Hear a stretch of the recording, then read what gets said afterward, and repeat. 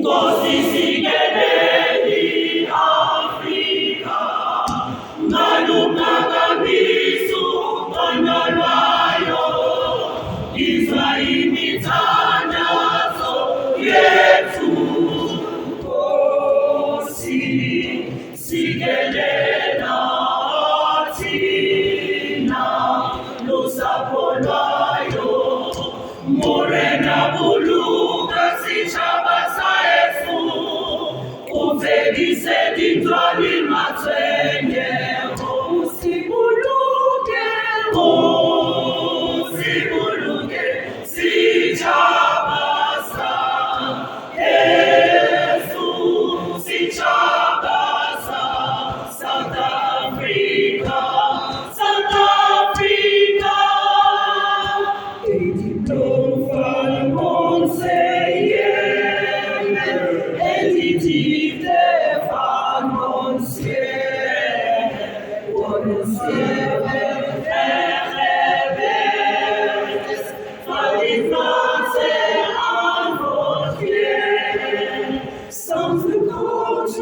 Come together and united we shall stand. Let us live and strive for freedom in South Africa again.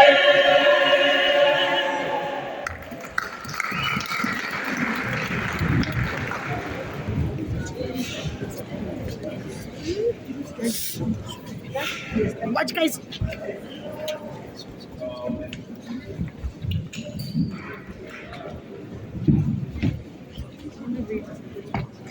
Thank you to our choir. I do think they need a round of applause, don't you think?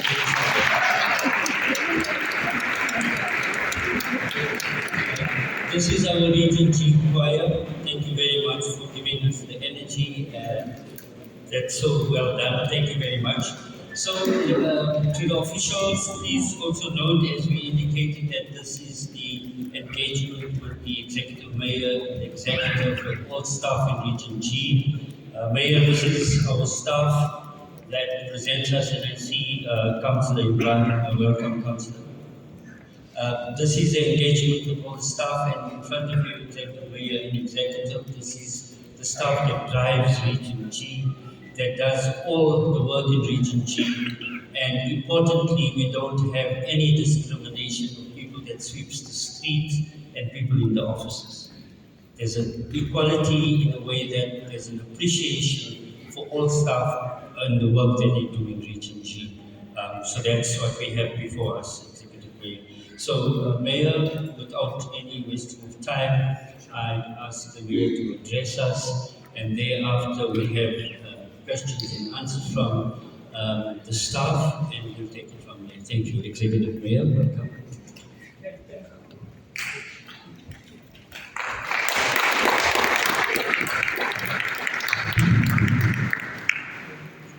A very good morning to all of you. If I'm walking a bit funny, it's because I'm still recovering from the 10-kilometer run my office made me do. The Phalatse marathon this past weekend. Good morning to MMCs here present. I see we've got a good number of MMCs, MMC Harris, MMC for Community Development, and now also Health and Social Development, MMC Leonard, the MMC responsible for crime, citizen relations and urban management, but mainly responsible for group, corporate and shared services. We have MMC Belinda Echezenjoku, the MMC for Development Planning, also responsible for the JDA.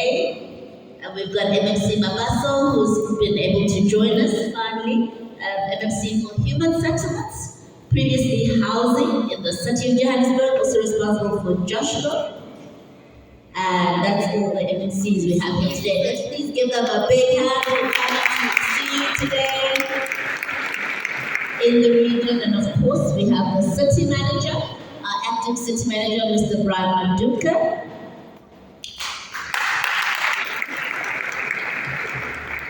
We have, your RD, Mr.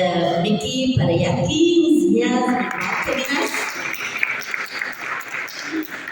we have the group head of CRAM, who makes sure that all the regions in the city are functioning. And I still have the ward councillor for this ward, Councillor Imran Musa. Welcome, councillor. And from my office, we have Meg Giriboni. Giriboni, if you can please stand.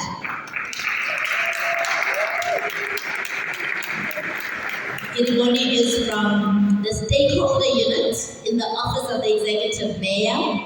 She's the interface between the region and the mayor's office. So all queries that get escalated to the mayor's office that have to do with Region G are handled by Giriboni. If you don't have Giriboni's details, please make sure you have her details today. She is your person in the mayor's office. Thank you, Giriboni. So I'd like to also just greet all city and entity officials here present. You're the people that make this region and city work. Members of the media, residents of Region G and the city at large. As a starting point, I must say that it's great to be back in office and to be back on the ground. Not because of the perks or privileges that come with the title of executive mayor, but because of the responsibility to serve that comes with this title. I can say that the sentiment applies to the MNCs as well. I'm excited because, alongside you, the multi-party government can once again forge ahead with the repair and rebuild of Joburg across its 7 regions and for all 6 million residents of Johannesburg. As we continue with the mammoth task of repairing and rebuilding Joburg, I want to remind you of what this program is underpinned by, the 7 mayoral priorities as outlined by the Joburg multi-party government. These priorities must find expression in all that we do. And just to recap, the 7 mayoral priorities are: number 1, a city that gets the basics right. Number 2, a safe and secure city. Number 3, a caring city. Number 4, a business-friendly city. Number 5, an inclusive city. Number 6, a well-run city. And number 7, a smart city. Between now and the year 2026, when the multi-party government completes its term of office, having done all that we can as politicians and as officials, we should be able to look back and say, we did our best for the residents of Johannesburg who so depend on us. The repair and rebuild program will enable us to build a city of golden opportunities. The work we do today may not be seen or felt immediately, but it contributes to the overall and lasting functioning of Joburg for generations to come. What we do, whether we do it as politicians or we do it as officials, must always be with the idea that we want our children and our children's children to live in a city that's vibrant, that's safe, that's resilient, and that delivers a quality life for its residents. Our words must translate into action. Region G officials, the more than 50 capital projects worth more than 2 billion rands over the medium term, that's between the 2022-23 financial year and the 2023-24 financial years, will contribute to the development of a region that has seen poor investment over the years. By way of illustrating our commitment to this region, it must be noted that the only region with a higher budget or a bigger budget is Region F, that's the inner city region and surrounds. The historical lack of investment in this area has contributed to it being the region with the highest unemployment rate in the city, which is now at 42.1%. With this number, I'm sure that every one of you has friends and family who are at the receiving end of the cruelty and indignity of unemployment. And we therefore have a vested interest in seeing this region work, both figuratively and littering. We want to see greater investment in the region from the private sector. I'm therefore calling on investors to match the more than 2 billion rand investment being made by the city so that we can see sustained development, including the creation of jobs. Businesses wanting to invest in Region G and the city generally can be assured that with the multi-party government in office, the money will go where it is intended to go in a responsible and in a transparent manner. Ladies and gentlemen, I am aware of some of the issues that stand in the way of you executing your service delivery mandate with ease and with passion. Work is underway to ensure that officials who require personal protection equipment or PPE receive the necessary gear, especially those on the front line of service delivery, in the main, the augmented field services, the JMPD, nurses, Pick It Up, JRA, and Joburg Water. Your pleas have not fallen on deaf ears. We can only get the basics right when the women and men working to repair and rebuild the city have the necessary resources. Over and above this, the effects of COVID-19 still linger with us. Some of those lingering effects are of a financial nature, which has seen unscrupulous loan sharks take advantage of you. I can assure you that you're not being left to fend for yourself. The MMC for Group Corporate and Shared Services, Councillor Leonard, has put measures in place to protect you from these loan sharks. Some of you have already benefited from this program, but if you have not, I'd like to encourage you, if you're experiencing financial pressure, to confide in your managers and to seek assistance from the Employee Assistance Program, which can be contacted on 011-407-6577. That's your EAP in the city. Colleagues, we know the political tremors of the last 2 months have affected the morale of officials at the Metro Centre and the regions. Therefore, on this, I want to say to you, regardless of who leads the executive, the residents still depend on you to live a life of quality and dignity. Political leaders come and go, but you, the officials, are a permanent and important feature of the functioning of Johannesburg. I cannot expect you to ignore what happens in council, but I want to encourage you to show up to work every day in service to our residents. Your work is too important to slow down due to what happens in council. Noting that your contract is with the city and its residents, not with us as politicians. Regional Director, the multi-party government has been hard at work to ensure that departments and entities do not work in silos, but rather work together, well understanding these codependencies within the system. For example, we cannot talk about extending the operating hours of clinics through the Department of Health without taking into account the safety of officials and patients at these facilities. Therefore, it's important that the health and public safety departments speak to each other. And this crosses over all the workings of the city. We must be one city, working together towards one goal. Good people of Region G, I am disheartened to hear that the region often experiences issues with IT connectivity, resulting in administrative delays. This is completely unacceptable and must be attended to with the urgency that it deserves. I will be discussing this emergency with the acting city manager, as well as the MMC for Finance, Councillor Julie Sullivan, who oversees the group ICT department. We cannot be a public service that is punctuated by the South Africanism of system offline. This undermines the work of service delivery and our commitment to the residents of getting the basics right. MMC for Development Planning, MMC Belinda Njoku. We must work towards ensuring that all of the city's services are available in the region. It is unfair that residents from Region G must travel to the Metro Centre in order to access the services of the Department of Development Planning, because there's no office representing the department in the region. MMC for Economic Development, Councillor Mbundu. Further to this, while I call for investors to match the multi-party government's 2 billion rand investment in the medium term for this region, this cannot happen in an organized and direct manner when the Department of Economic Development does not have a footprint at the regional office. These gaps must be urgently filled so that Region G operates at full capacity. Ladies and gentlemen, Region G must feel and be part and parcel of the repair and rebuild of the city of Johannesburg.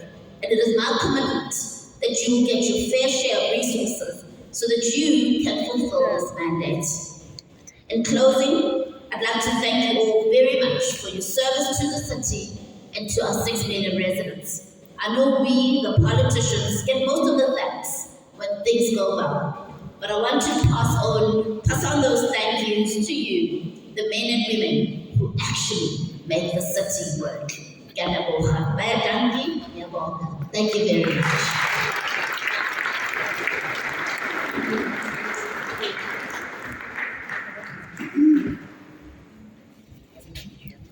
Thank you, Executive Mayor. So I think our program now will lead to the staff members posing a few questions to the Executive Mayor. As I indicated, that this platform is for the staff of Region G, so we'd like to do that. And also we can acknowledge the RD for Region B. Welcome to Region G as well.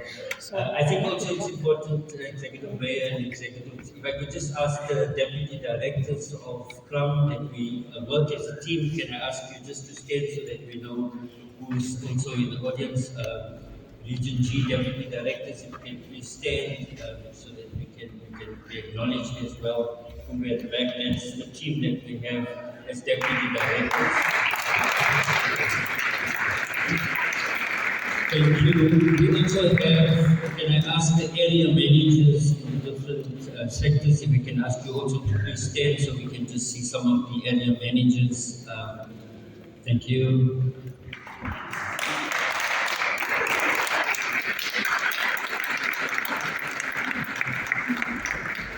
Thank you very much. So can we then open up, if I can ask you to please raise your hand, if you are a staff member of Region G, please raise your hand. We'll acknowledge at least 5 or 10 hands and then we'll get a response.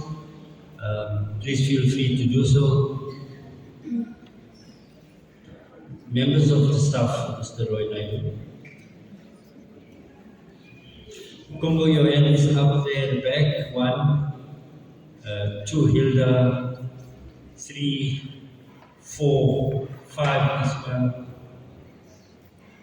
Anyone else? 5. Okay, in that order, if there's a roving mic, you can come forward so that we can hear you.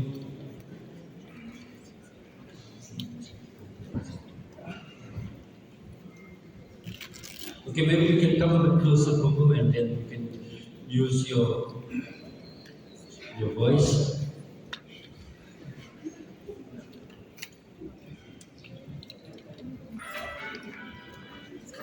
Yeah. Okay, thank you very much. No, I'm rising just to raise my observation that in the region there's no accountability by JPC. Maintenance of buildings. Can the mayor please help us? The second issue is that we've got an area called Midway Industry in Ward 10. Now, a lot of illegalities are happening.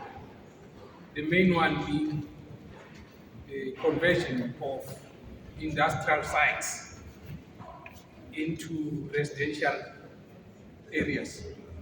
And all that is done without a zoning approval. We've raised that with the planning, and we are told a beautiful story that no. This is probably the only industrial area in Soweto. It must stay such as industrial. But the problem is, nothing is being done to deal with the illegalities. If you can be assisted there as well for city transformation to start dealing with the illegalities in the area. Thank you very much. Thank you, Prabhu. May I ask whoever wants those 4 names or numbers that I've given you, either can come on stage, then we can get you at the mic, and the others please join in so we can manage this. Thank you.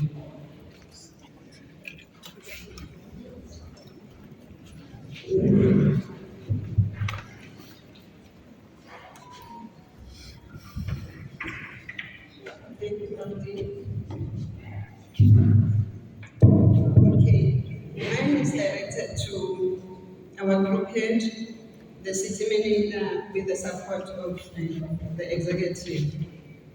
We are in the context of the community, and there is a challenge in the region of intergovernmental relations and public-private partnership. We know that the TC, SPCR is responsible for intergovernmental issues.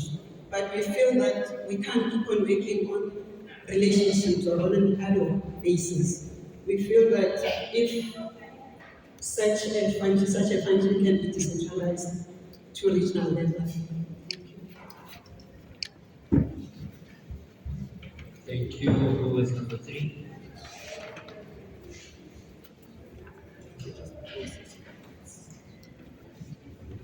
I gave you numbers. I'm sounding like a principal here. Okay, then we go to the next number. Yeah, okay.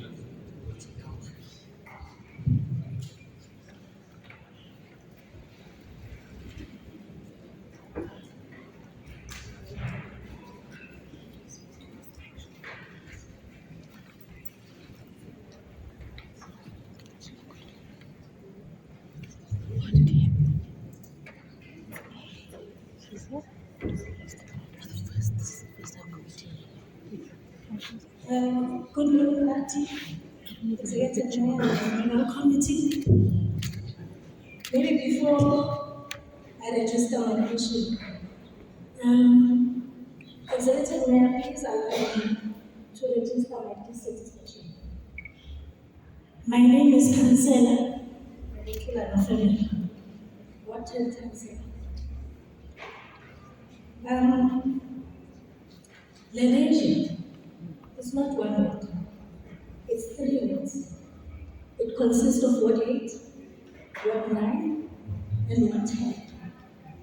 I am very dissatisfied that your focus today is solely on word 9, when we have issues emanating from other parts of the nation. And for me and the residents, it feels like you are dividing us as the nation. The community has been asking us since yesterday they saw that you are visiting. And we have been given a mandate by our constituents. We don't even know what to do because you're only focusing on one word. There are issues that we are also struggling with in other parts of Lenasia. One of them being the Lenasia tribe. I have been communicating with the office of the MMC for Transport, MMC Government, for resurfacing. And it's a backlog of over 3 years. The community feels like we are not doing anything as what concerns. There's an issue of illegal goods at Railway Park. There's someone selling and drugs there. There are people that are vandalizing the park. Nothing is being done by UNC Harris. Regardless of tendering the complaints to you in February this year. There's an issue of the stench in Extension 1, crossing to Extension 13. Grids have not been cut. It's almost a year since I became a councillor, and yet your department says the grids must be cut twice in a year. We demand to know what is happening. How are you going to assist these communities that we are representing? There's an issue of a bad smell. PIST is not coming to that. What are we supposed to do as well councillors? And in Simawaso, there are houses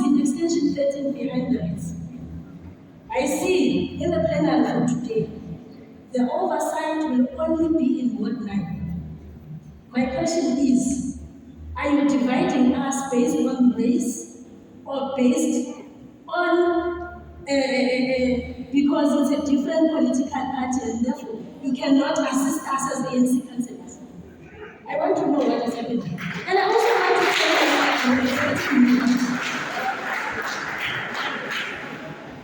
Region G, it doesn't start in Lenasia.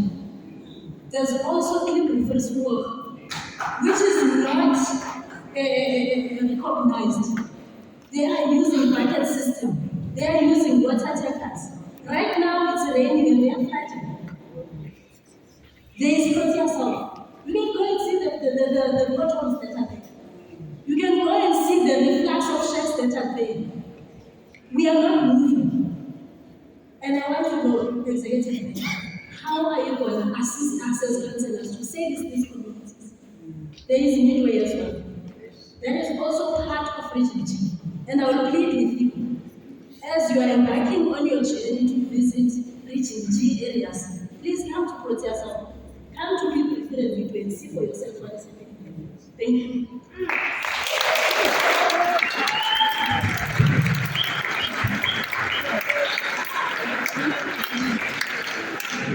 There was one more hand that we see, and I acknowledge one more hand. We don't see the person, maybe they left the hall, but maybe we get the executive to respond to that, and then we get to choir, and then the mayor will do a walkabout. Thank you.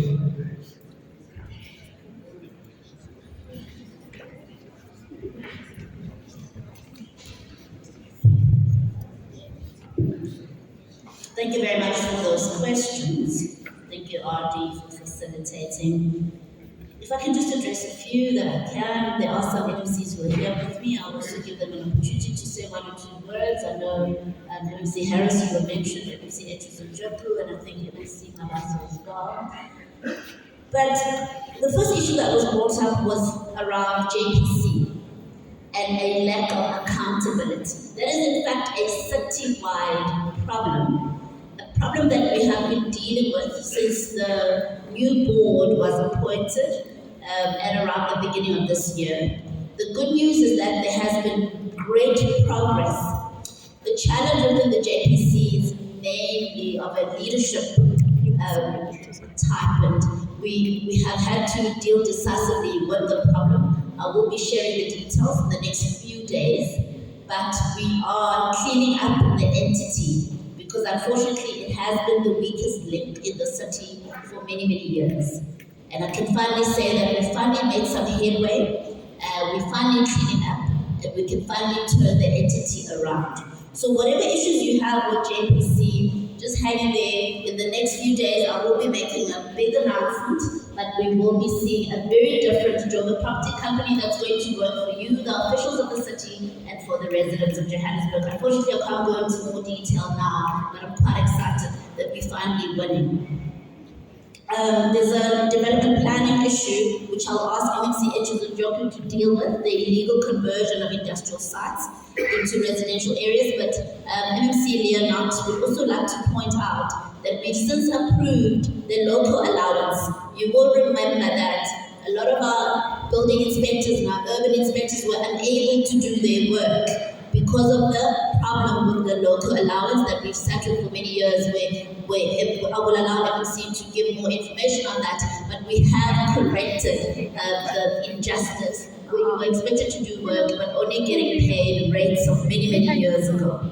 That has since been corrected, and that means that many of you will now be able to do your jobs. Our urban inspectors, our building inspectors will be on the ground more because now they've been enabled to function. In terms of IGR and PPPs, thank you for that proposal that we need to decentralize IGR. I think it's a brilliant idea for IGR to find expression within the regions.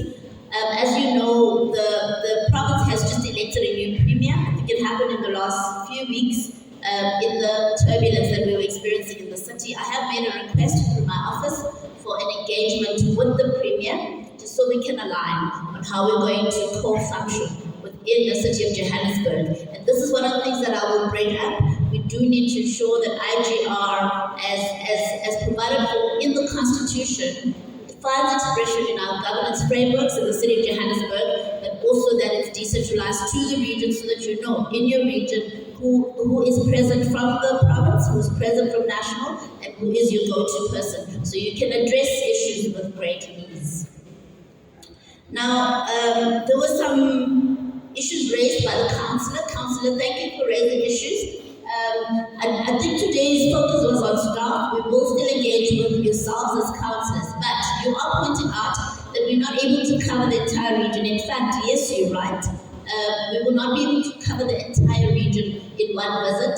This is the first of many visits, and the idea is to cover the whole city. The idea is for us to be present in the regions on day-to-day basis. So you will be seeing us more and more and more on the ground than in our offices. The areas that you pointed out, we will be visiting those areas. We will be touching base with yourselves as the councillors, hearing what issues you have that you need fast-tracked by ourselves, the executive, and we'll make sure that you feel supported as councillors in the region. Now, I've made note of all the things that you've raised. Some of the MMCs aren't here. The MMC for the Joburg Roads Agency, MMC for Zimbabwe, will mention to him some of the issues you've raised. Illegal dumping. MMC Marcus is also not here, but we will definitely raise that.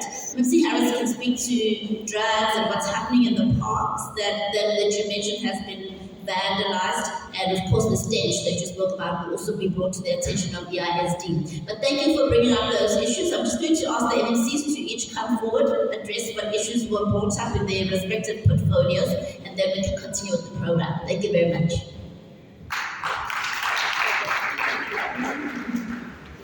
Good morning, everyone. I think this is my second or third visit to staff in the region. I've been here with development planning staff, and I'm glad to see Elias from JDA and the others here. There are more development planning staff here. I'm a little bit concerned about the issue of the illegal conversion of industrial sites to residential. Obviously, there are hazards on industrial sites as well, and there's a reason why there are industrial sites. Unfortunately, we can't convert industrial sites on this side of Soweto to residential because it is earmarked, obviously, for development to create jobs. And I was with MEC, the new MEC of Economic Development, MEC Mutara, when we had the engagement with the residents of Eldorado Park.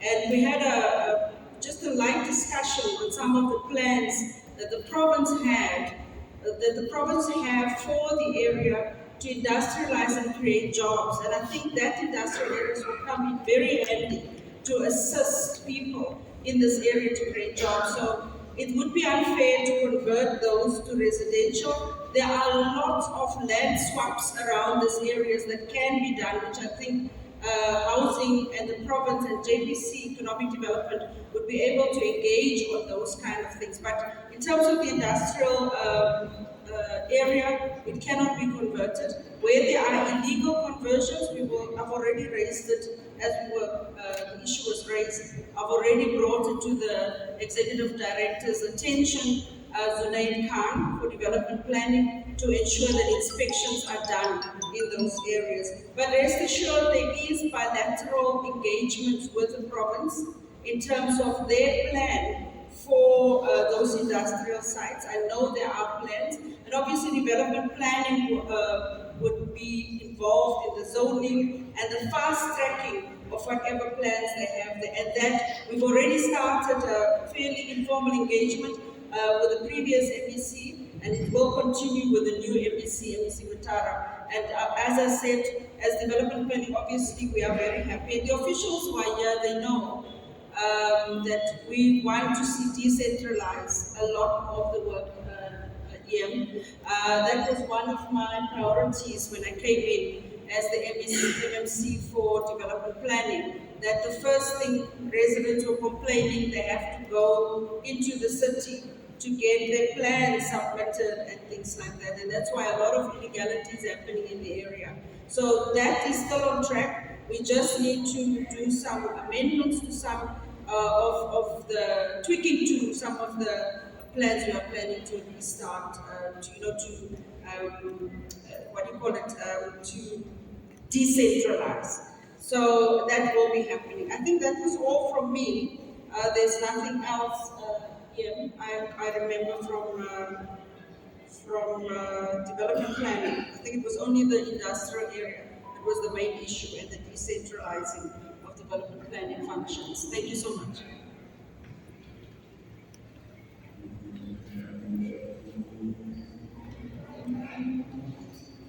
Good morning, colleagues. Thank you so much for the privilege of speaking to you.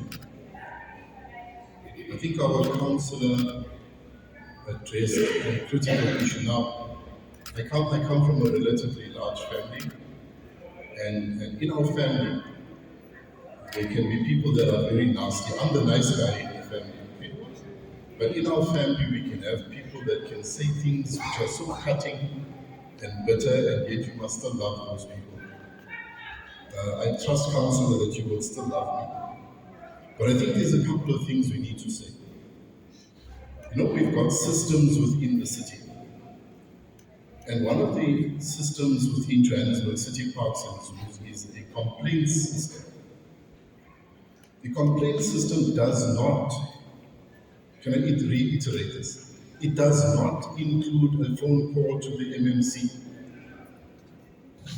It states that you have to phone to a particular department and get a reference number, and that reference number will be sent to the relevant office, and that office will work on it. If after all the processes have not been followed, then the MMC can get involved, because you must remember these are operational issues, okay? We are a political office. Operational issues are dealt at an operational level.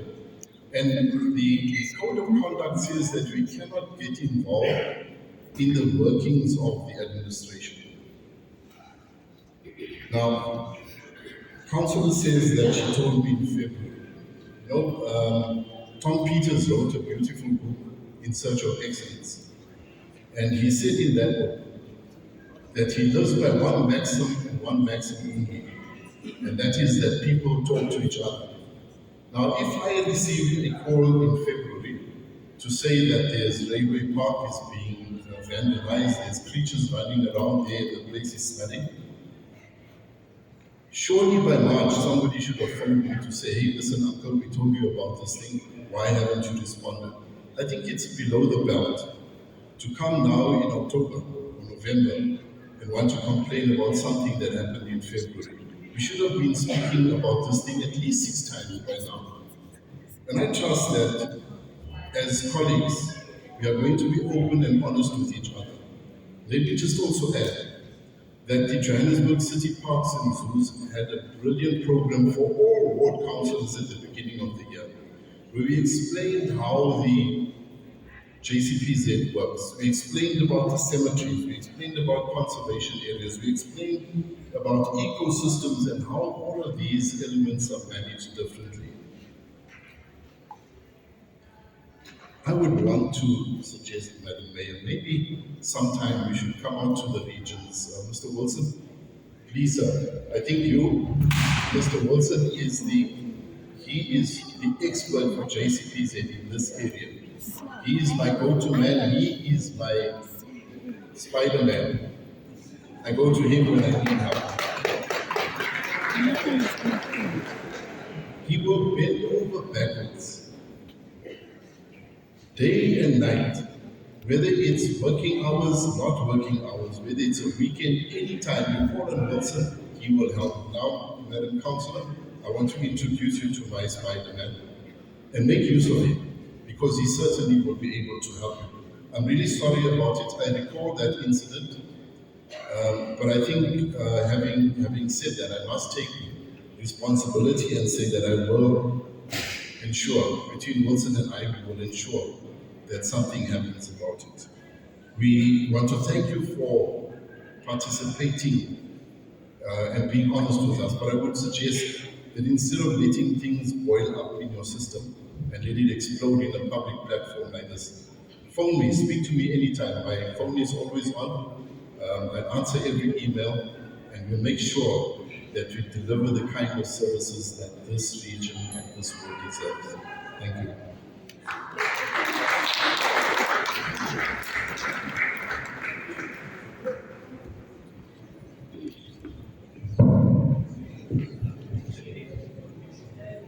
Good morning, everyone. Thanks so much for having us here today. It's always a pleasure. I'm just going to speak to you a little bit about the local allowance. I know I had this discussion with a few staff members in Region C, and there's a bit of confusion on the ground as to how it works. So, in essence, across the city, staff have not had a locomotion allowance increase since 1999. That's 23 years to that. You can understand, and I'm sure you know, that that means you have to either pay out-of-pocket expenses to facilitate your travel for your work, or you don't go out on the ground, as often as you would like. And this affects all of our core service delivery units. So what we've done is that we immediately engaged with MMC Sotheby and the Executive Mayor and the team from Finance and put this into the current budget.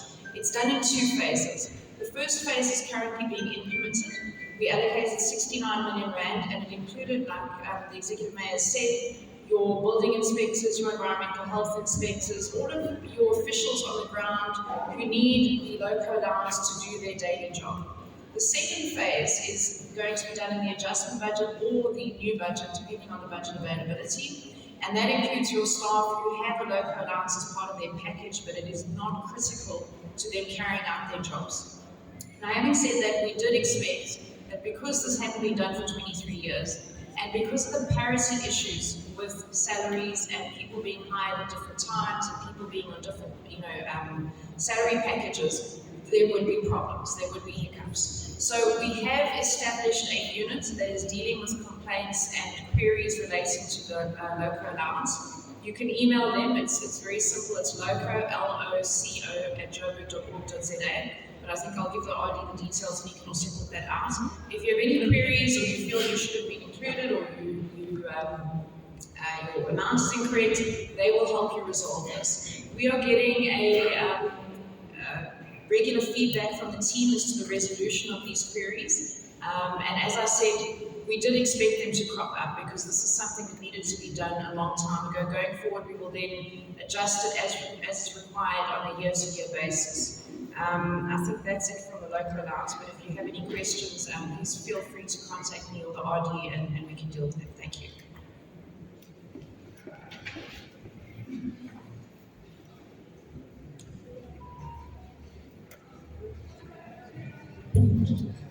Thank you very much, Program Director, the Executive Mayor, members of the Mayoral Committee, City Manager, colleagues. Good morning. My name is Mpho. I'm the MMC for Human Settlement. There was a comment or a question by my colleague, who's the Ward Councillor for Ward 10, about houses of Extension 13. The reason I did not want to respond is because we still need to have engagements on Extension 13 because of the previous events that occurred in the area. But I will take it up with the Ward Councillor and all the stakeholders that are involved, because I was made to believe that the property in question, part of it belongs to the provincial government and to JCPZ, I believe. And that property was invaded. The houses were constructed illegally, so and we need to have one approach in the city to when we want to deal with invasions. So that's why we need to take this offline, so that at least we find each other on how we are going to deal and address the matter. So that's why I did not want to respond or to even comment on the complaint on this platform, because I still believe that all the role players, everyone that is involved, needs to, we need to have that sort of engagement offline, so that at least we determine a way forward on how we are going to deal and address those invaders that invaded this place. Thank you very much.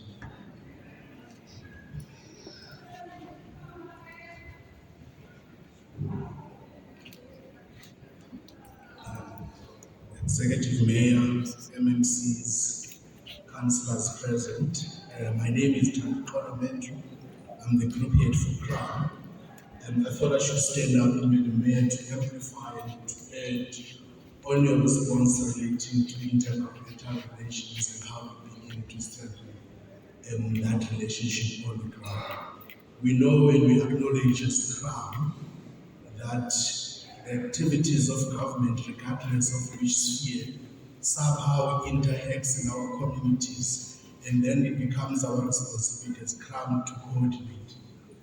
Not only in terms of citizen relations and urban management, but also to make the activities and experience of our citizens when it comes to government to be seamless, because we cannot be bringing excuses that it is that sphere or this sphere of government. Currently, what is happening is that we have, as Crown, established more stronger relations with the provincial government. Starting this month, all in Tirisano and the Golden Connection activities are going to be shared with province. We're going to interact a little bit better so that when the mayor visits a region, we will have officials that are coming from province that will be able to respond to matters that relate to province.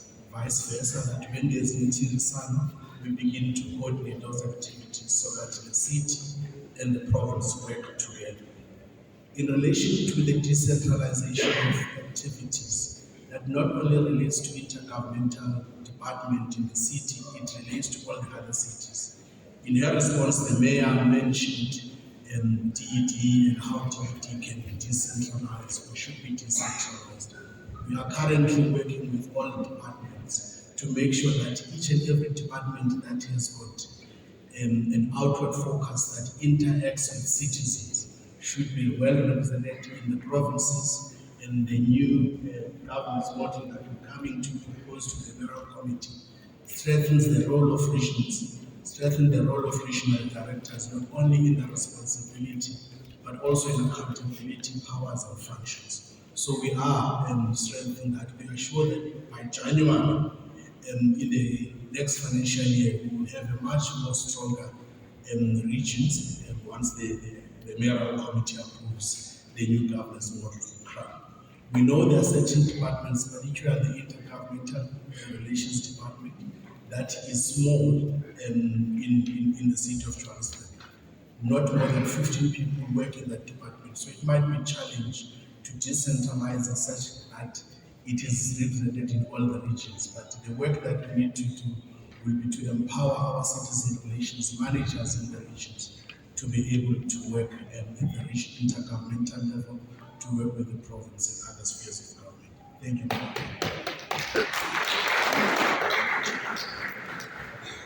Thank you, Group Head, and thank you, Executive Mayor and MMCs for the response. Just to reiterate again that invitations that were sent out extended to all staff members in Region G. We extended the invitations to the staff members from Orange Farm, Finetown, and the different parts of Region G. Just to indicate that that's the invitations for today. This is a staff engagement, so that we asking the staff to pose the necessary questions, so without offending anyone.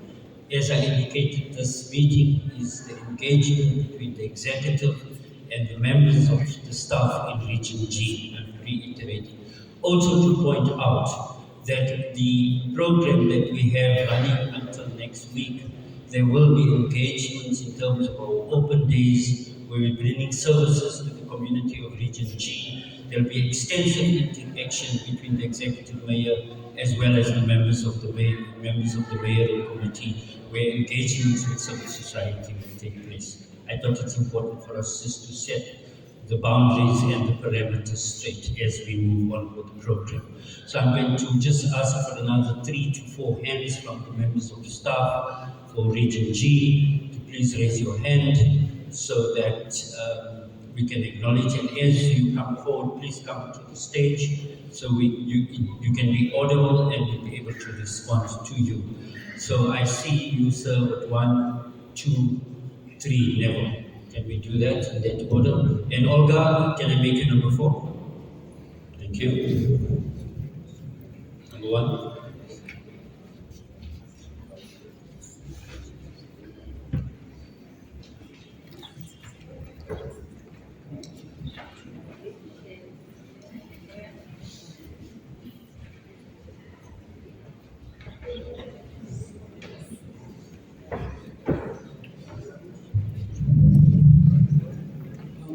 morning.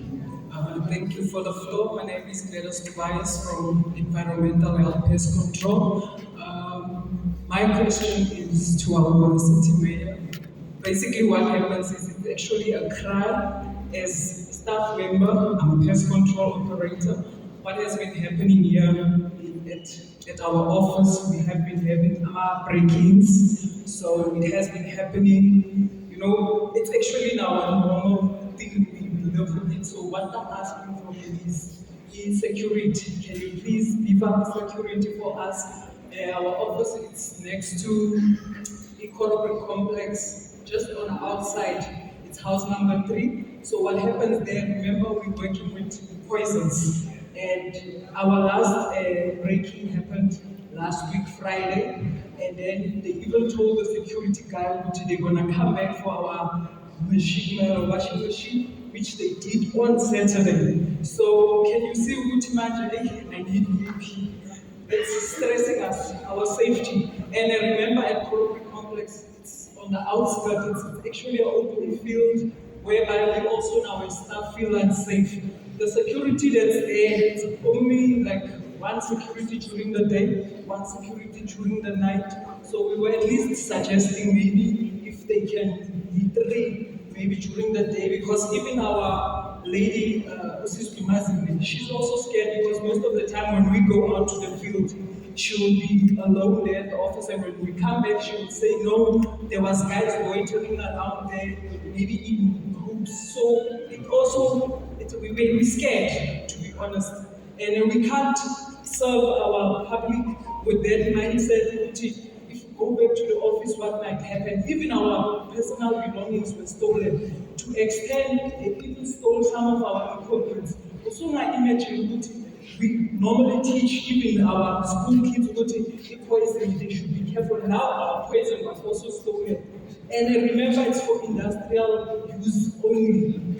I mean, the ones that are used for like the ones that are sold over the counter are mild. Ours are highly hazardous. So they stole it. Who knows what's going to happen, I understand? And our other equipment were stolen. So we asking, please, can you look into that? And also, when you mentioned earlier, our other departments in Joburg, water, parks, I heard you mention PPE. That as pest control operators, please do not forget us, especially tonight. Remember, when it comes to our bees, Namanja, we can get the call. We need to go there. We need to go extinguish those bees and whatever. So we need PPE, PPE from sanitizing, saying Amakalakala. So please look into that as well.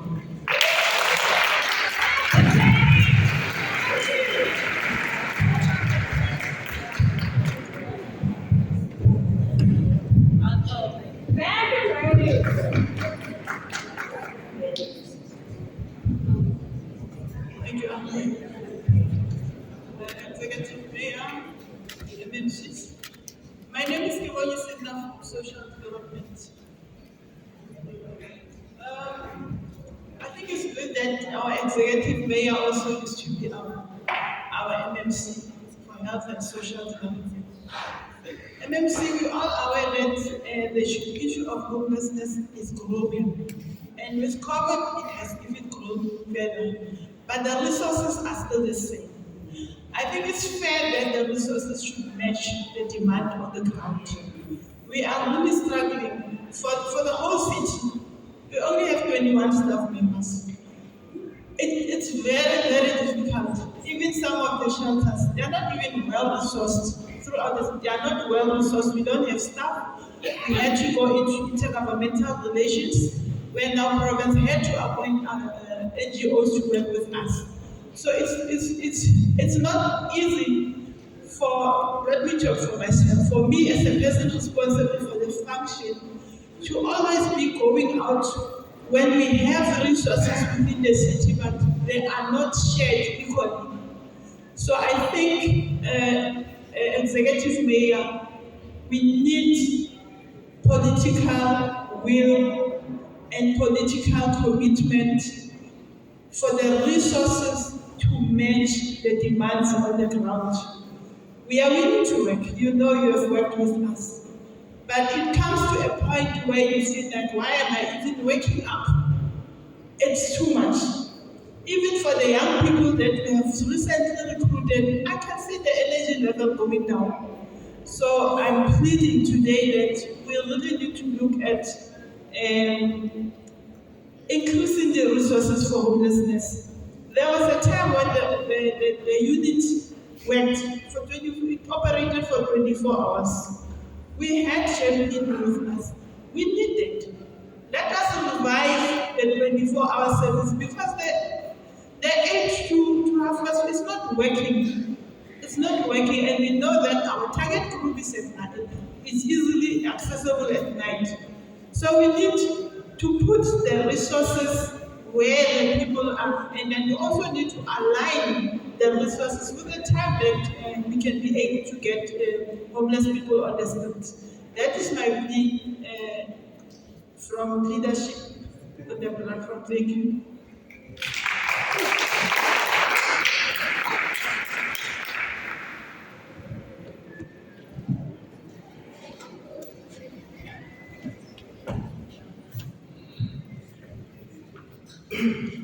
Good day, everybody. The executive team here, with our executive mayor. I've got two major concerns. My first concern, of course, would be I would say the salary rate of our staff, especially our nursing staff. Previously, when we worked, we used to enter at a certain level, be progressed after the first year to the next level, in the second year to the next level until we reach the top ceiling. Now we've got one salary scale. A nurse that has worked for the city of Johannesburg for 25 years do not understand why a nurse that has qualified yesterday must earn the same salary that she has.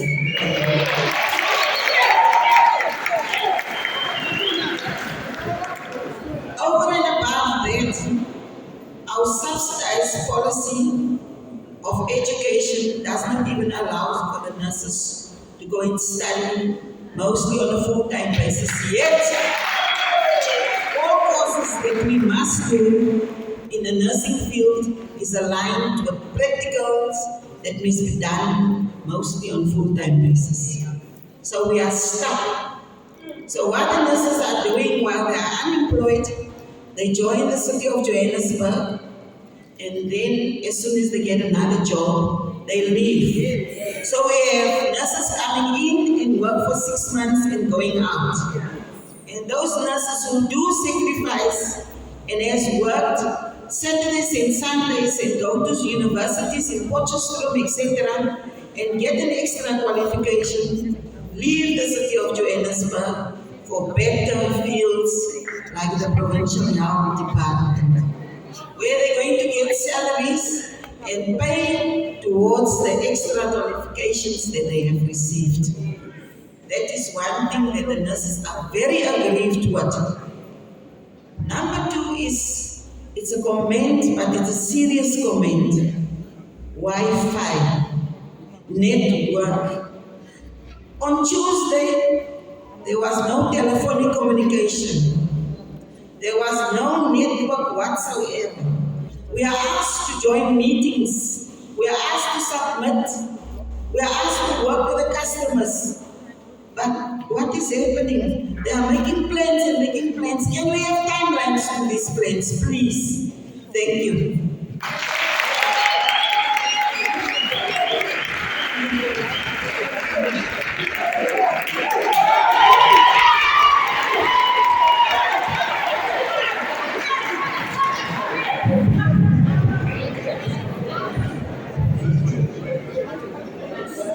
Good morning, MMCs, EM, MMCs, officials, colleagues, residents, all protocol observed. I don't talk too long and too much, but I'll try to be brief as possible. I'm here now in this city, I would have been 39 years in. I'm now 32 years in. It's my 32nd year since 1990. And I would have been in very when I was 11 months. I would have been 39 in 1983. I started. And surprisingly, very little has changed in this city. I'm so frustrated and demotivated in terms of capacitation of staff. I'm a manager now in sport and recreation, falling under Honorable MMC, Honorable Harris. The First Lady talked about security. We had a meeting with Deputy Director Mpho and area manager and eventually interviewed about security at our facilities. Yes, Mr. Mpho. And we vented our frustration that we have guards, but not enough guards, and undercapacitated guards. If somebody comes to a guard with a gun, he has to run away. He has to run for his life. What are they there for? Are there any guards? Can they guard our facilities? City's policy needs to change and change drastically in terms of guarding of facilities. What's the use of guard running away, pointing a gun around? My computer was taken in the Lenasia Civic Centre where they took 46 computers on that day. It is still not replaced. I don't have a computer. Many do without a computer. How must I do my work? You see, such situations we are sitting with. We are under-resourced. We have lack of staff. We have general workers, cleaners that must manage facilities. In Turkey, we have two general workers managing that facilities there. In Orange Farm, I'm the area manager of Orange Farm at the moment. I was in Canada, I was redeployed to Orange Farm. When I was in Canada, I had some very frustrations in terms of the lack of guarding there. The facilities are vandalized to the bone. There's a sports center, sports complex, there's a sports center and a pavilion there. I think MMC visited it. And the tennis courts. Tennis is my sport. I aim to leave my legacy to teach children to play tennis. In Canada, I've been teaching children from Pinetown. I did very well. But they took away the security guard at the tennis court. So look at it now, how it looks. It's vandalized, no fence, nothing, anything.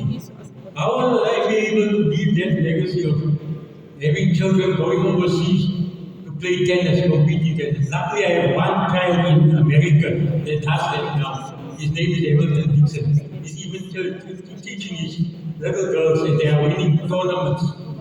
So I have at least one achievement, but I need to do more.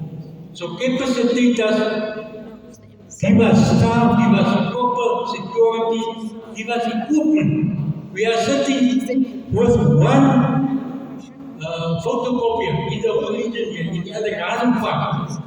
We must go from Orange Farm to the garden park to make copies. Is that fair? Is that fair? We don't get the kind of locomotive allowances to even do that. But the work must be done, as one lady said, the work must be done. We must do performance, we must comply with performance management scorecard. I don't want to swear, but how in the hell can we achieve that? How the hell can we achieve that? A performance management scorecard to me became a swear word. Because I'm frustrated about it. Don't expect me to do my work if you don't capacitate me. I've said that in the past. I will always say that we've been speaking the truth and shaming the devil. This city, I don't envy our MMC also. Because he's sitting with a budget of the whole city, for the whole city, of 1% of the whole budget. How must he achieve this in our department? 1%. What is on there then? How is it regarded? It must be regarded like Nelson Mandela regarded sport and recreation in the past. It is an essential service. It is not inferior to health, housing, and all the other entities. It's not inferior because it deals with people, capacitating them spiritually, physically, emotionally. It capacitates them to become better citizens. Please give us the tools to do our work. The grader in our area, people are crying for grading a facility. Years ago, I said, I proposed to my seniors, please ensure that you buy a grader for sport and recreation. Why does Rose have a grader? Why can't sport and recreation not have a grader to grade informal settlement grounds? Because they need to play soccer there or sports. It was 1 million rand for a grader way back. I don't know now. It might be double. But invest in that and you will invest in the future of the children. As well as programs that we must do. We don't have a soccer ball, we don't have a hula hoop, we don't have a whistle, we can't know anything. Capacitate us to do those programs. Then you capacitate us to do performance focus. Then we can comply. For now, we are dead. Capacitate with staff, enough staff. As I said, cleaners cannot be held liable for what happens at the facility. If you don't appoint an officer, we are exploiting people. One of these days, we might just have to close those facilities because those general workers might say no. We're not getting the salary to do this work, but you expect us to do this work. I thank you.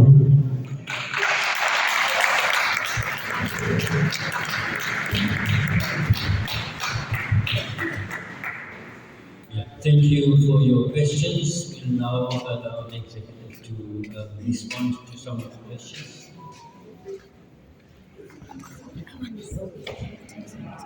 Thank you very much. Once again, we're going to ask the city manager and the MMCs to respond to the various issues that you raised. City manager will speak to security. MMC for JMPD Public Safety is not here, who is responsible for security, so we'll speak to that. MMC Harris will speak to PPE within environmental health. Questions around homelessness and resources, I think MMC Harris can also address those. I am aware of the huge gap, and I am aware of where we need to pick up, where we left off in 2019. But MMC Harris will speak a little bit to that. Issues of parity with salaries for nurses, another long-standing issue. A lot of work has been done by GCSS, and we just need to roll out the solutions. So I'm going to ask that MMC not to just speak to that. Wi-Fi connectivity, MMC Sarami, if you can please address that. And yeah, I think the rest of the questions were really about support in the regions, photocopiers, local allowance, and so on. I think MMC not can address those as well. Thanks.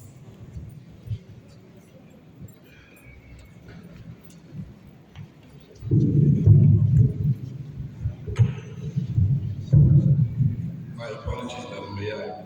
I just skirted your sequence. We have to log into a meeting at 11, so with your permission.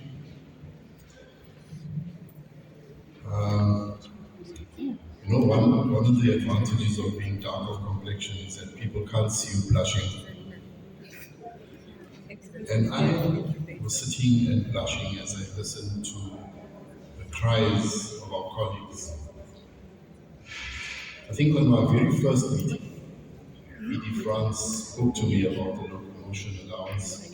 He spoke to me about the unequalness in the salary scales. He spoke to me about the difference in salaries between a person that's working for 25 years and for 2 years. It is a difficult question, but it's going to be receiving attention at a seriously high scale, I would imagine. Because it can't be that people dedicate themselves to the city and then they are drawn away by other departments, other provinces that pay much more. But if you see the quality of work that is being given and the dedication of our staff, it just doesn't sit well. But we are attending to it.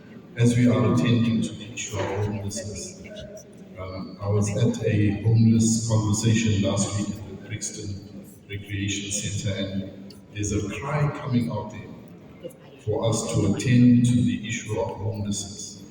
So yes, that is certainly receiving attention, but all of this here is predicated on this swear word for the budget. Because if you, I think Charles Dickens said, you're going to be asking for trouble if you earn £1. He wrote those days ago, okay? For those of you that know, let's put it in rand. If you earn 10 rand and you spend 11 rand, you're going to be in trouble. But if you earn 10 rand and you spend 9 rand 90 cents, your life is going to be nice and easy. At the city stage right now, we're at this stage where we're spending 15 rand on the 10 rand that we're receiving. And something has to give sooner or later. And unfortunately, that's going to be my dear colleague, MMC Julie Sutherland, who deals with the purse strings. I think she's got some serious financial gymnastics to do. The capacitation of staff in sports and recreation. 1% of a budget, of a multi-billion rand budget, for such an important department as ComDev is critically low. And how do we make that stretch? And I think this year goes to the wisdom, the fortitude, the perseverance of our staff to make those rands stretch as far as possible. I hear what you're saying, brother. I've been there to that Annandale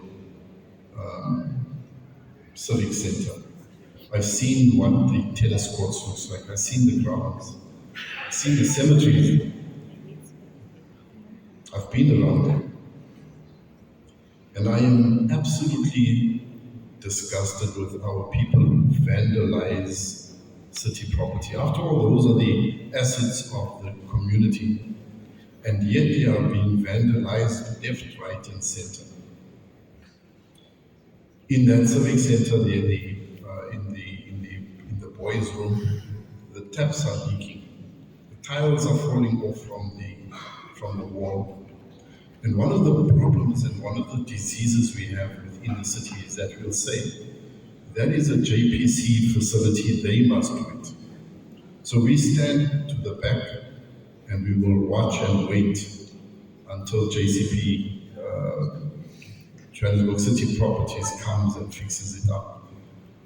And they never ever come. And as a result, the quality of our facilities are just going down and down and down and down. But those are the conversations we are having, and I think our Madam Mayor has been pressing hard on the fact that there has to be changes within JPC. If we are going to survive, if we are going to be a city that gets the basics right, then we have to make sure that the first impression that citizens have of our facilities is a good one. Right now, we can't say that. So every word that came out of your mouth is absolute truth. I would have echoed your sentiment of something about how the hell, but I won't do that. Because the buck stops here with me. In fact, it stops with us, Madam Mayor, our entire team. We are in this thing together. So we trust that as we go along and we go about our daily tasks, I won't say to you, be patient with us, because you can't wait for 30 years and still be patient. We can't also say, listen, we've only been in the driving seat for 10 months, or only is it 2 weeks now. We can't say that we're only here now for such a short period, because the buck stops with us. So I give you this assurance once again that we certainly will be attending to each and every one of these issues. Hold us accountable. As I said, my contact details are available. hold us accountable so that we will deliver on the promises that we make. I think one of the ward councillors I love working with is Councillor Zama. Is Councillor Choke. I don't know if he is here. I like the guy. I don't know if he supports the right team though. But those councillors call me out every now and then, and we go out and we have a look at the challenges facing them within the community, and we do what we can at the time. So we don't want to be putting out fires all the time, but I'm saying at this point in time, let's try and put out as many fires as possible as we plan and implement a workable plan that is going to be taking us to another level. As far as PPEs are concerned, I think that is also another issue that is going to be high on my agenda. It's the first time I hear of this particular complaint, but I think it just talks to our level of communication with each other. Let's open up those communication channels and let's try and do the very best, all of us together. It's not an us and them situation. We are all in this together, and the bottom line is service delivery. Thank you.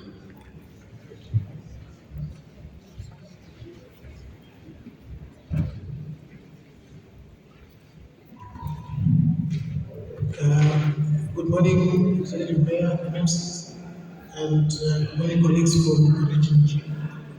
I'm just going to touch a few issues with regards to the questions that have actually come up.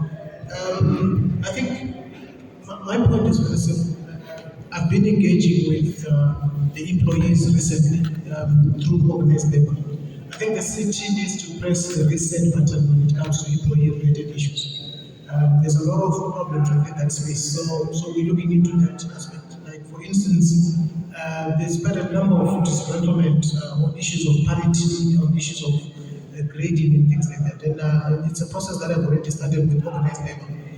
We've set up some forums where we already started working on how we can recalibrate the city so that we can address most of the challenges that are going to be raised. The issue with regards to security and PPE, what I've done already is also requested from departments and entities some sort of an audit that we're doing in terms of what is it that is available currently and where are the shortfalls. Because there's a huge problem that we're experiencing with regards to tools of trade. Most employees do not have proper tools of trade. And we're doing a quick audit so that we get to see where are we and where are the gaps that we're experiencing within the city. So broadly speaking, there's a process that I have embarked on that is much more focused on how can we address the employee-related issues. The most important asset that the city has, and I've actually said this before and I'll continuously repeat it, the most important assets that the city has is the employees. Without the employees, there's no service delivery. So definitely, we're working with certain timeframes that we've agreed to ensure that we address most of these issues, including the issues of security, ensuring that the wellness of employees is also on the top of our agenda as we move forward. Thank you.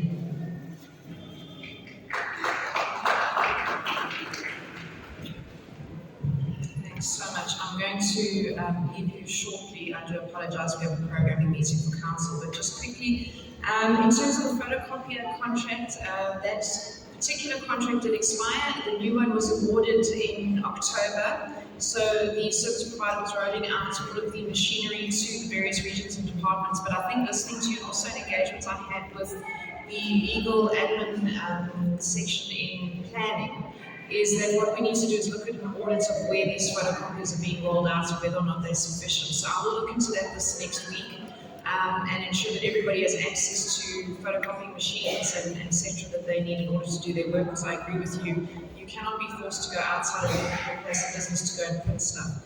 I think with regards to the parity issue, it's city-wide, it's not just the nurses, but I do understand the challenges that you're facing. One of the issues we picked up was with the local allowance.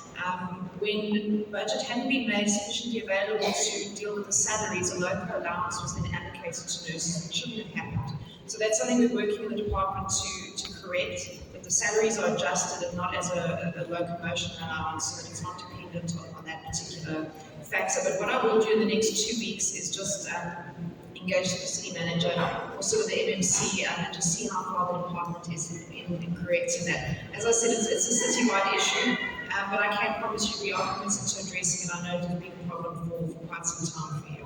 Thank you.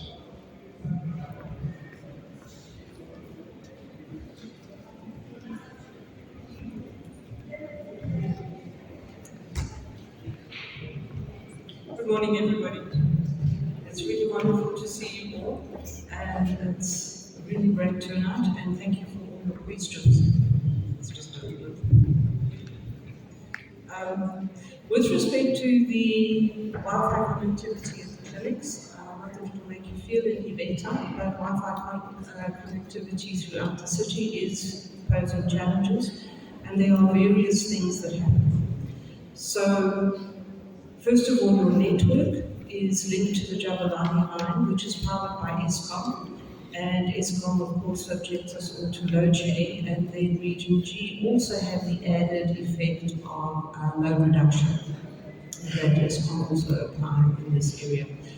So what we are going to be doing is we will put a generator on the Jabalani line so that that line does not become subjected to loss of power. As well as with respect to the clinics, which is different from the walk-in centres. Some of our walk-in centres, we have radio support for when the power goes down and or the actual physical line gets cut, which does happen. The vandalism is also a problem. We have radio support for our connectivity in our walk-in centres. But what we're looking at to do in the clinics, because the throughput is so much higher and you need more detailed and more documentary access than is required in the revenue centre, we are looking at also putting generators in the clinics. So if we have a generator on the line at Jabalani and we have a generator at the clinic, then that should go a long way to assisting with that Wi-Fi connectivity. I'm sorry that Mpho Harris is not in the room right now, but I want to ask the community development gentleman who spoke about the computers that have been stolen. There is an insurance process. So if you could, and I will ask Mpho Harris to monitor it and keep an eye on it and follow up on it. But the internal documentation an insurance claim needs to be provided by Comdev, and then with PRUM and the IT department, those computers should be able to be replaced a lot quicker than has been done. So between myself and Mpho Harris, I'm sure we'll manage to get you capacitated quickly, because no, we cannot be expected to do the work if you don't have the tools of trade. Thank you very much. Thank you, members of the Mayoral Committee, for your response. I think we just got one or two more quick things to do, then we'll wrap up today's session. We appreciate the questions and we appreciate the responses. So we're coming now to the second part of our program. And I think it's important for us to note also that we got staff members that achieves quite of significant impacts in other people's lives as well. So we also want to, in the next few minutes, just want to highlight some of the positive things that happens in the region as well. So it's not all doom and gloom. I think we also know that there is motivated staff, there is staff that wants to work and to get things done. So I'd like to just highlight to the executive as well that we have Lady Mpho that wrote a book and published a book about her life, and we're also proud about it, but we can't showcase that today. But I think we need to give her a round of applause as well. And we do believe it's a great achievement for any person to publish a book, and we really acknowledge that, and we're grateful for Mpho. So we'd also like to call upon Mr. Mashehu, the head of JMPD in the region, to take a bow, and not to give us a speech, but to take a bow, and I'll tell you why he wants to take a bow. You see, he's smiling. It's important that we also know why he's smiling. So Mr. Mashehu, I'm going to give you less than 1 minute just take a bow and indicate what you did in terms of the comment.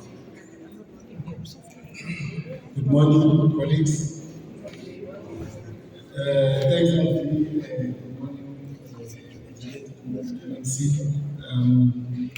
I was forced to come and stand in front of you and tell you what happened.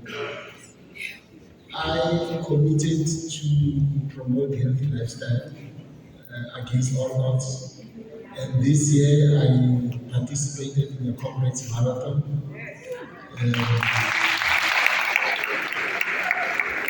When I completed, that was my second Comrades Marathon. But the reason why RT has called me is because this year was a hectic year where we have hectic land invasion, riots, but against all odds, I managed to get time to go train, and against all odds, I completed, and I think MMC Harris has just left. The city gave us a send-off, and we committed to keep the city's flag high up. Just Sunday, I also completed Soweto Marathon 42 kilometers.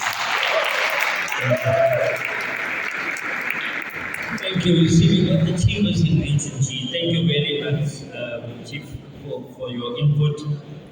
We want to now call upon one of our nursing staff members, and I think to our staff, we also need to know in the days in the life of a nurse. What do they go through? What are the challenges? And important that we do that. So I think, Olga, we can just, sister, if you don't mind coming through. Chrissy, can you come through? The choir will be after that. Thank you very much. Can you give a round of applause? We do honor nurses. You agree with me, ladies and gentlemen? They do tremendous amount of work. So we're going to give them just a few minutes just to speak about the day in the life of a nurse. Thank you very much. Good morning, ladies and gentlemen. I feel so honored today to be here to at least voice all our problems and challenges to our area. My name is Anna Mkwazi. I'm a professional nurse by profession, and I've been in this profession for at least 10 years now.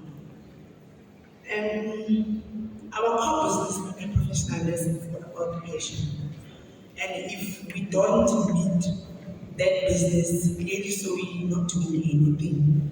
But for us to meet that, it's for us to have everything that is necessary to serve our patients today. So now, I remember when I was training, we were taught that we need to be selfless. And for us to be selfless is for us to give them whatever that the patients need. We need to listen to them. We need to sit down with them without any attitude. So the problem is, it comes to a point where people start saying this is have attitude because of 1, 2, 3. There's nothing beautiful like an environment that is peaceful, environment that is a work environment that is conducive for us to render that service. To our mayor, I think you know that in our area we have so many informal settlement. And for that, nurses also we need to render a service that is holistic to those patients. And if we are short of earlier on, the paper machine was mentioned earlier. There's nothing painful of knowing that you're going to work. As it was mentioned earlier, that you're going to work, but you still feel aggrieved of certain things personally. We want to come to work happy, so as we render the service with a very big smile. So another thing again, if we don't have enough stationery, that's another problem. For instance, I'll give an example. We had a patient last week's actually that I referred to. And in everything that we do as nurses, if it's not documented, it's not done. So what happened, the patient was referred at first, and for me to see the patient was referred is for me to open the document and see the copy of the referral letter. That's why I'm going to press on the importance of having the photocopy machine for us to can be able to communicate as professionals within our documents. And the patient didn't go there, when he comes back, I had to trace it back also to see oh, this was not done, we had to resend again the patient. And at the end of the day, when it comes to the community's eyes, it doesn't reflect well. It's like, who nurses don't care so much. To a point that sometimes you have to even think for the patient, say, no, sister, I can actually think of 5 rand. That's how much we care. But it's unfortunate again because not everyone of you will see what is happening in our rooms. So, in relation to, I'm going just to press off what has been said. In relation to local, I believe that everybody, or every one of us who works and do outreaches, we go to the offices, we provide that. Why? Because it's part of the holistic nursing care for our patients.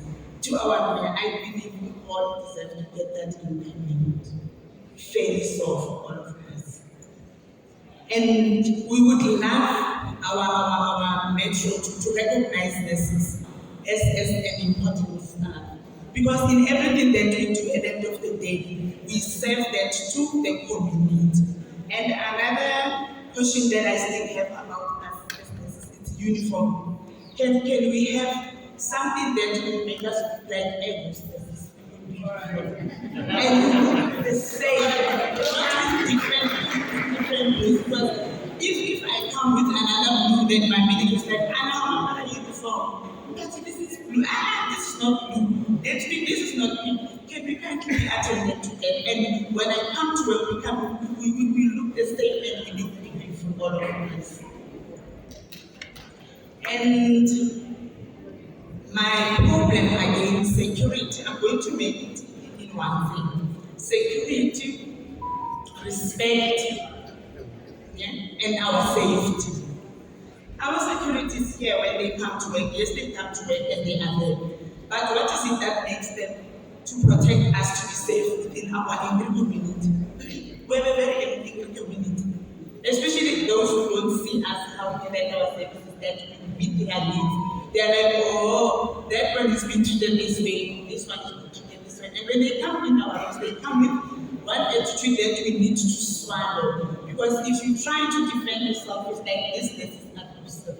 And it's not nice. Can we have a security that will protect us and work freely in this environment?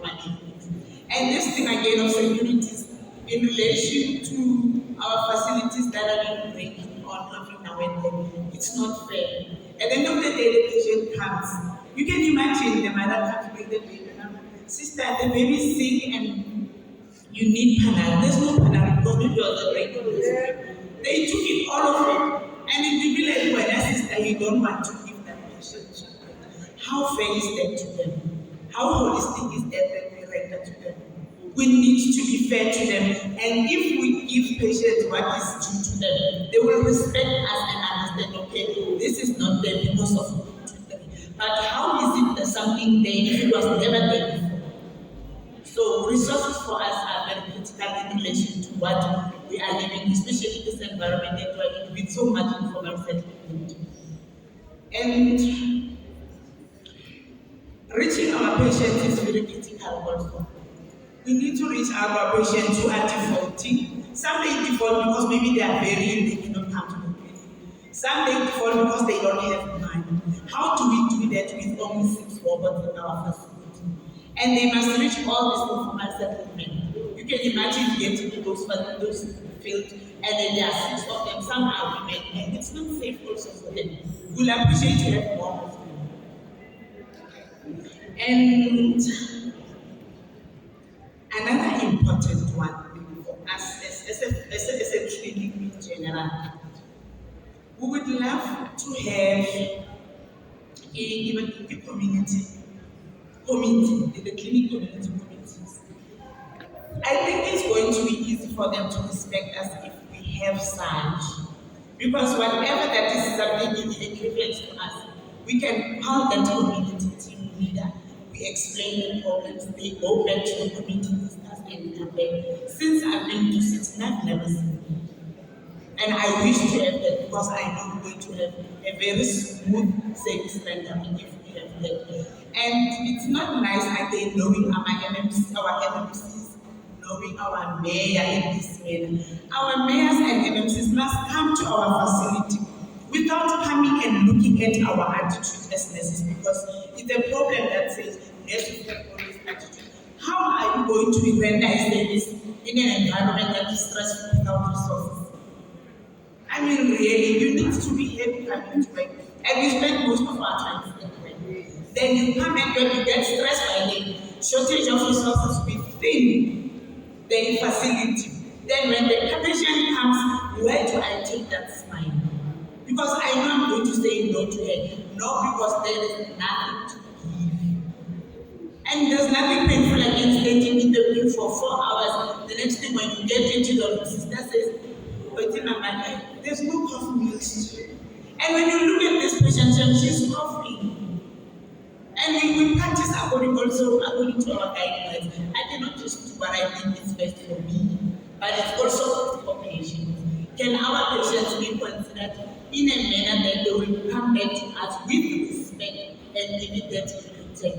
And our MMCs coming to our facilities to introduce themselves without coming in and saying, why are you introducing yourself? I am so and so. Why did you do? How will I know you? Because you never came in the first place to introduce yourself for you to know in the facility. This is something that should be done. Every facility in every region, whether ABCD, if there's any MMCs, they should be visiting our facilities, especially the ones who's supposed to be texting in our phone. Now I'm 1, 2, 3, I'm sorry, so I'm dealing with 1, 2, 3. If you have any problems, come and contact 1, 2, 3, 4. So how do we do that? This is my first time seeing most of them here. I didn't know about them. And even if I can meet them in the corridor, maybe I'm in a rush, I'm going to the bathroom, maybe I didn't even. He would be like, oh, what an attitude. What type of an attitude I gave them, because I don't even know the person. Etiquette, respect. You give me respect, I return it. Simple as that.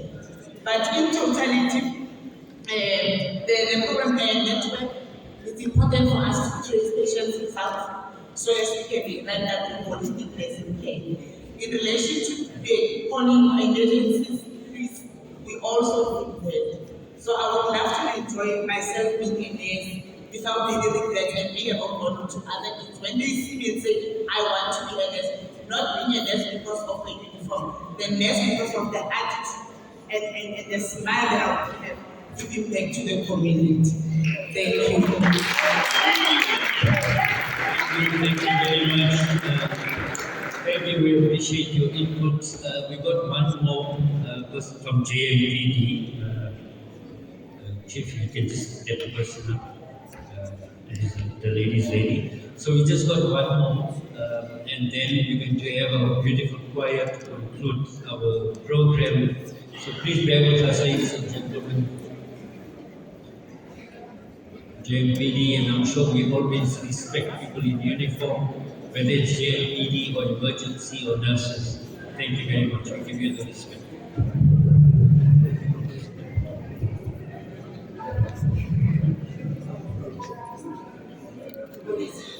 Good morning, everyone. Firstly, I would like to greet the executive mayor, Mama Phalatse. Good morning. And greet all the MMCs that are present in our hall. And also acknowledging and greeting my Deputy Director, Region Gulf, Mr. Ben Masheku, together with my 2 superintendents that are here present with us here, that is Superintendent Lenasia and Superintendent Soka. I greet you all. Standing before you, colleagues and everyone, it's Officer Mpho.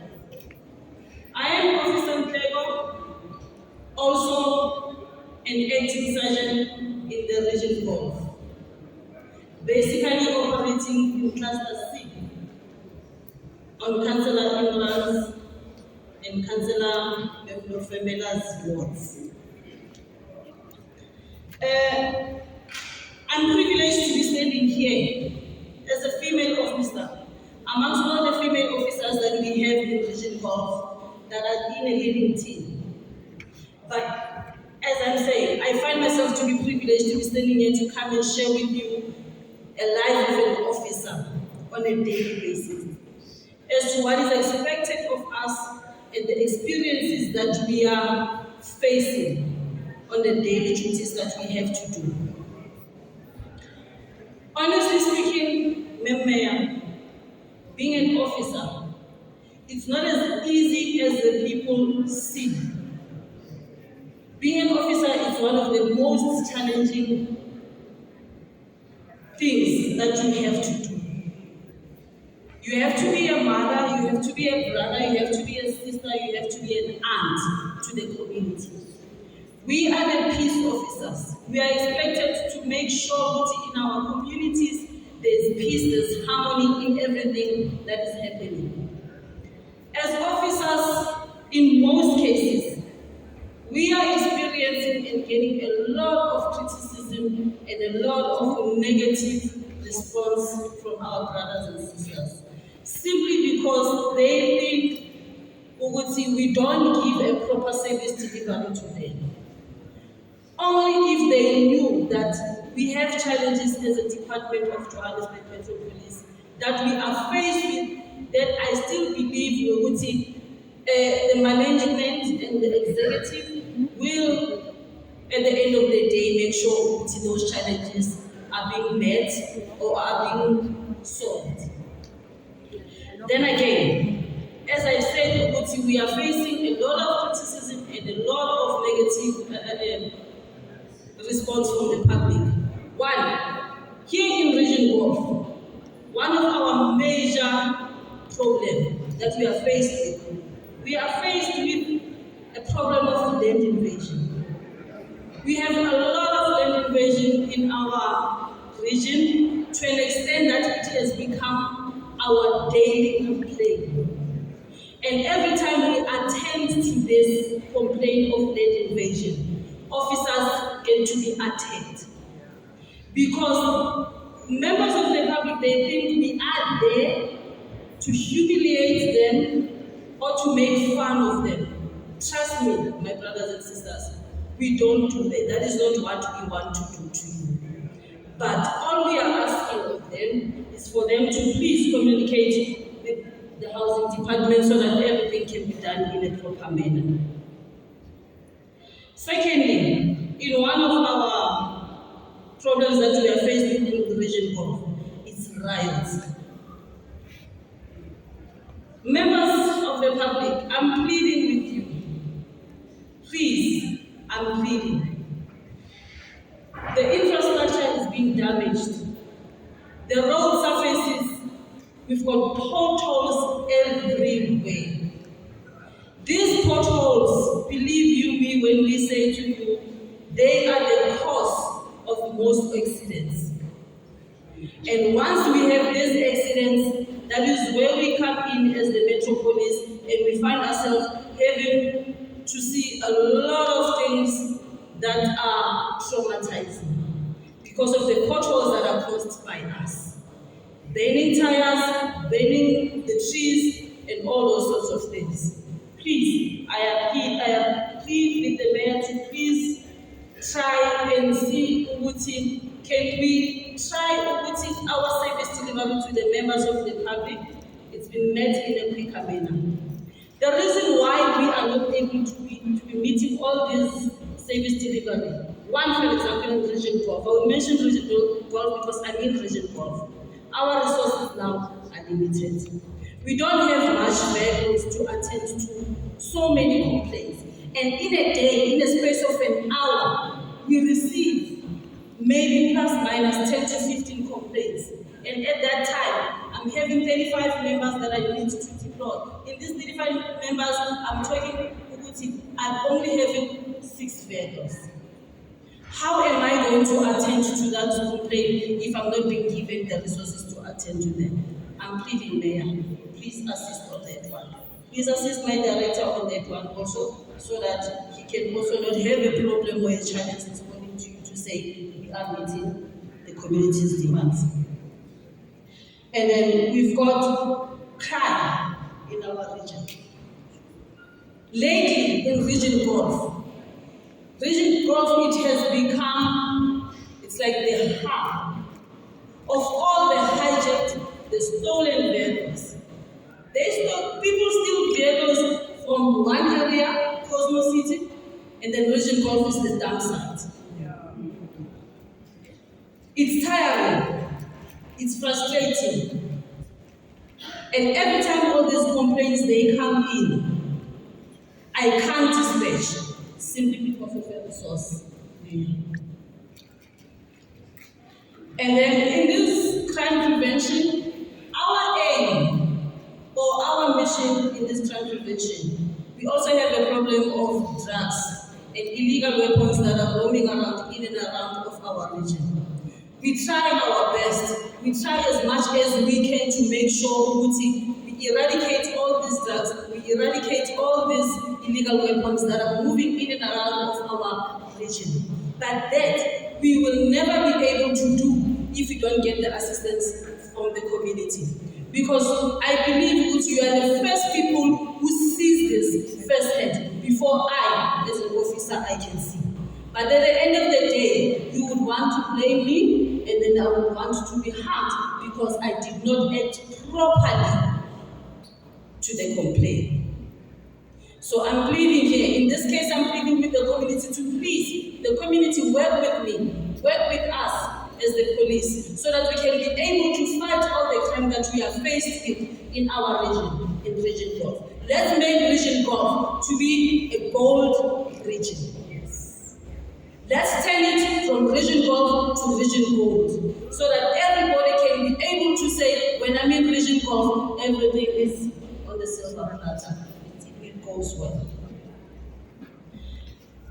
Lastly, Mayor, I want to indicate that, as like I mentioned before, I'm an officer, but in an acting position with an assistance from my superiors there, so that we can be able to plan a proper planning for the day-to-day running of our duties. I'm expected to leave my house 4 a.m. so that I can be able to plan, so that I can be able to know and see how many members do I have for the day, for the shift, for the 12-hour shift that I have. And in that set, you'll find at times I have to leave even later. Because I am here to serve and to protect the community. Trust me, Mr. Member, when I tell you, Uguti, our patrol visibility, it is at its highest. And we are making sure, Uguti, our presence, it is felt. So that our community, when they see us, when you see all these orange and white vehicles, when you see all these blue and white vehicles outside, you feel safe and protected. Mentioning of the employees' salaries and all that. Ma'am, I am pleading. Can your office please look into that? Our officers are being undermined. Our officers, I believe, Uguti, they are not getting what they're supposed to be getting. Yet they are doing an extra mile. So I don't have much. I'm just pleading with everyone from the mayor's office to the community. Work with us, assist us, Mayor, so we can be able to reach to the community's plea, to the community's complaints, and work together in Region Golf. Thank you. Thank you very much, Mayor. I think we've now come to the end of our program, but what we'd like is the excellent choir just to come, and they got a special Regency song as well. So we want to conclude in that way. But just Kitty Bond from the Executive Mayor's Office, she said I could give the number to you if ever you need any information or to contact her is 083-798-1386. I'll repeat it, 083-798-1386. That's Kitty Bond from the Mayor's Office. If ever you want to interact or communicate with her, feel free. So let me call upon the choir to please come forward. so we can end off in a positive way as well. We once again thank all staff that joined us, whoever made their input, Executive Mayor,